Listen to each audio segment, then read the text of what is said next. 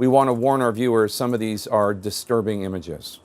The call came Friday morning from the mayor of Kramatorsk. Something had happened at the train station. Come immediately. Vyacheslav Zaaboروجيتس had heard the explosion. He ran right there. There were bodies that were torn into pieces. 57 killed, more than 100 wounded. There was a lot of blood, puddles of blood. It was easy to track how many people moved by the traces of blood on the ground. I saw a lot of elderly people, mostly women, children, and very young people that are very simple people that do not have their own vehicles. It was basically the last wave of evacuation. Before the war, Zaaboروجيتس was a construction engineer in Kyiv.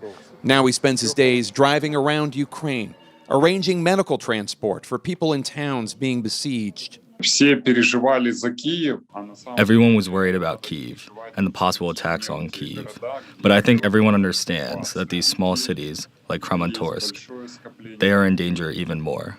The evacuation is ongoing, and they can be targeted. We caught up with him as he rode from one town to another. The train was supposed to leave the Kramatorsk station at 9 that morning, but it was delayed. On a beautiful spring day, people started coming to the station around 10. He suspects an informant told the Russians when to strike for maximum civilian casualties.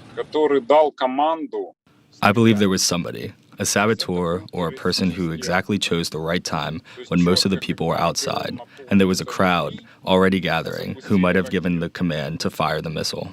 Seeing all these wounded people for the last month and a half has been devastating. You've been witnessing this now for a month and a half. What has been your emotional response?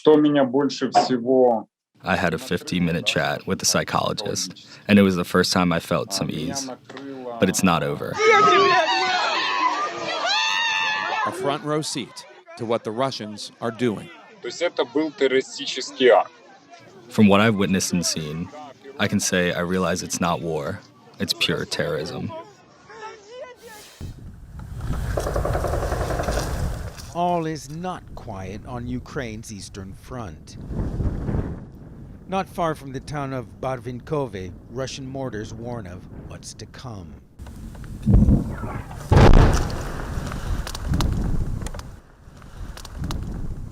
Ukrainian officials say the offensive in the Donbas region, the eastern part of Ukraine, has begun. Perhaps it has. Or perhaps this is the softening up before the onslaught. Among Ukrainian troops, bravado. We're stronger than this.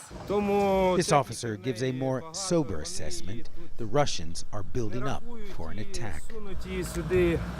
They're coming and coming and coming, Lieutenant Leonid tells me.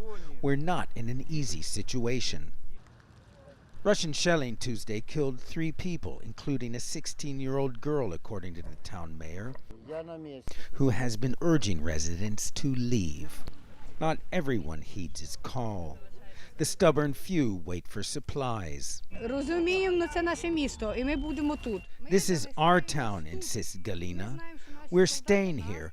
We know our soldiers are protecting us. Lyudmila looks to a higher power.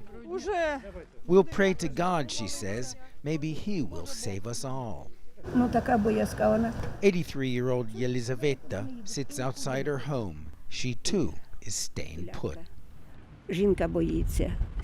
My son's wife is scared and will probably leave today, she says, but I'm not afraid. And then off she goes on her bicycle, gathering storm be damned.